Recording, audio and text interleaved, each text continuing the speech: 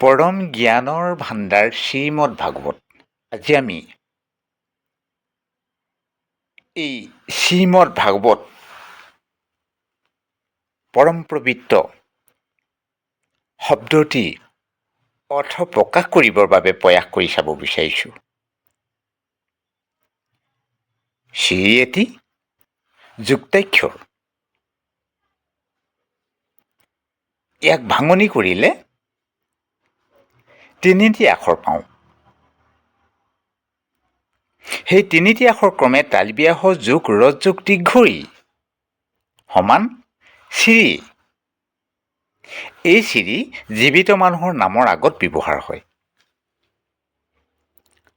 এই শ্ৰী যুক্তাক্ষৰৰ প্ৰথম তালব্যাহ অক্ষৰটিয়ে আমাৰ প্ৰত্যেকজন ব্যক্তিৰ হৰিটিৰ কথা কৈছে। এই তালব্যাহ অক্ষৰটিৰ অৰ্থ বিচাৰ কৰিলে আমি জীৱহীন দেহক তালব্যাহ শব্দৰে প্ৰকাশ কৰোঁ। মানে আমি বুজিব লাগিব যে প্ৰত্যেকটি দেহেই অৰ্থাৎ ময়ো মৰা আৰু আপোনাসৱ সমস্তজনেই মৰা।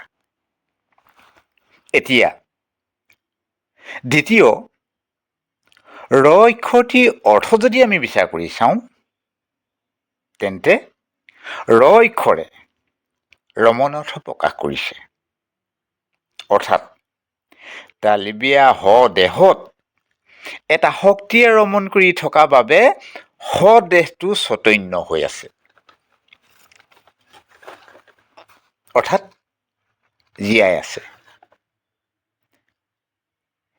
এতিয়া আমি তৃতীয় অক্ষৰ দীৰ্ঘই অৰ্থ বিচাৰ যদি কৰি চাওঁ, তেন্তে দীৰ্ঘই অক্ষই ঈশ্বৰ বুলি অৰ্থ প্ৰকাশ কৰিছে। অৰ্থাৎ দেহক ৰমণ কৰি চৈতন্য শক্তি প্ৰদান কৰি থকাজন ঈশ্বৰ। এতিয়া আমি শ্ৰীৰ পাছত থকা মদ শব্দটিৰ অৰ্থ যদি বিচাৰ কৰি চাওঁ, তেতিয়া এই মদ শব্দটিৰ অভিধানিক অৰ্থটো হৈছে অহংকাৰ। অৰ্থাৎ মই মানে অহংকাৰ। আমি জীৱিত সমস্তজন লোকেই নিজক মই বুলি পৰিচয় দিওঁ, কিন্তু মই শব্দৰ তাত্ত্বিক অৰ্থটো আমি বহুজনেই বিচাৰি নাচাওঁ, কাৰণ আমি অতত্ত্বদৰ্শী। আমি সকলোৱে মায়াৰ অধীন হৈ আছোঁ। সেয়েহে আমি দেহক ৰমণ কৰি চৈতন্য শক্তি প্ৰদান কৰা যি ঈশ্বৰে আমাক নিজৰ পৰিচয় মই বুলি প্ৰকাশ কৰিবলৈ সক্ষম কৰি তুলিলে, সেই ঈশ্বৰক তত্ত্ব জ্ঞানৰ অভাৱত পাহৰি দেহটোকে সদৃশ দেহটোকে আমি মই বুলি ভাবোঁ। এয়া প্ৰত্যেকজন অতত্ত্বদৰ্শী লোকৰ পৰম অজ্ঞানৰ কাৰণ। কিন্তু চৈতন্য শক্তি প্ৰদান কৰোঁতা ঈশ্বৰক হৃদয়তে সৰ্বক্ষণতে অনুভৱ কৰি থাকিবৰ বাবেহে এই মদ বা অহংকাৰটো ব্যৱহাৰ কৰিব লাগে। মদ শব্দৰ তাত্ত্বিক ভাৱাৰ্থ বিজ্ঞ লোকে কিন্তু এনেদৰেই প্ৰকাশ কৰে। এতিয়া আমি ভা শব্দৰ অৰ্থ যদি বিচাৰ কৰি চাওঁ, তেন্তে আমি ভা শব্দৰ অৰ্থ পোহৰ বুলি পাওঁ। এই পোহৰে জ্ঞানৰ পোহৰকহে বুজাইছে। আৰু তাৰ পাছত আমি গ শব্দৰ অৰ্থ যদি বিচাৰ কৰি চাওঁ, তেন্তে গ শব্দই গতি কৰা বা যোৱা অৰ্থ প্ৰকাশ কৰিছে। অৰ্থাৎ মাটি পানী বায়ু আকাশ অগ্নি মন বুদ্ধি আৰু অহংকাৰ, এই অষ্ট অপৰা প্ৰকৃতিয়ে আমাৰ দেহটো গঠিত হৈছে।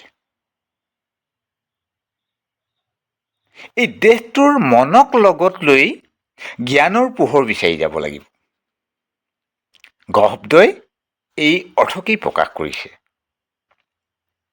এতিয়া জ্ঞানৰ পোহৰ বিচাৰি কলৈ গতি কৰিব লাগিব? গতি কৰিব লাগিব, কিন্তু কলৈ গতি কৰিব লাগিব? সেয়া ইক্ষতীয়ে নিৰ্দেশনা দিছে। এতিয়া আমি ইক্ষতী অৰ্থ যদি বিচাৰ কৰি চাওঁ, তেন্তে ওলি থকা বিস্তাৰিত ৰূপত থকা সমস্ত জ্ঞানৰ ভাণ্ডাৰ দ্বাদশ স্কন্ধৰ ভাগৱত শাস্ত্ৰভাগী কথা প্ৰকাশ কৰিছে।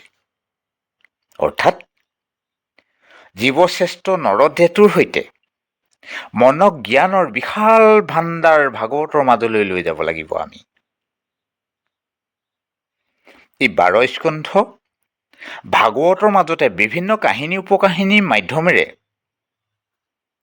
জীৱশ্ৰেষ্ঠ মানুহক নৈতিক জ্ঞান, মানৱীয় জ্ঞান আৰু আধ্যাত্মিক জ্ঞান অৰ্থাৎ জীৱ আৰু ঈশ্বৰৰ সম্পৰ্ক জ্ঞান প্ৰদান কৰি গৈছে। একেবাৰে শেষৰ ইক্ষতী যদি আমি বিচাৰ কৰি চাওঁ, তেন্তে শব্দই তত্ত্বজ্ঞানৰ কথা কৈছে। এতিয়া তত্ত্বজ্ঞান মানে কি? এই সম্পৰ্কে যদি আমি আকৌ বহল দৃষ্টিভংগীয়ে বিচাৰ কৰি চাওঁ, তেন্তে 24 তত্ত্বৰে গঠিত দেহৰ অংগ পতংগবিলাকৰ কৰ্ম জ্ঞান আৰু জীৱ ঈশ্বৰৰ সম্পৰ্কৰ জ্ঞান এই শব্দই প্ৰকাশ কৰিছে। তেতিয়াহ'লে এয়াই হ'ল শ্ৰীমদ ভাগৱত, পৰম জ্ঞানৰ ভাণ্ডাৰ শ্ৰীমদ ভাগৱত। এই পৰম জ্ঞানৰ ভাণ্ডাৰ শ্ৰীমদ ভাগৱতৰ অৰ্থ। কৃষ্ণ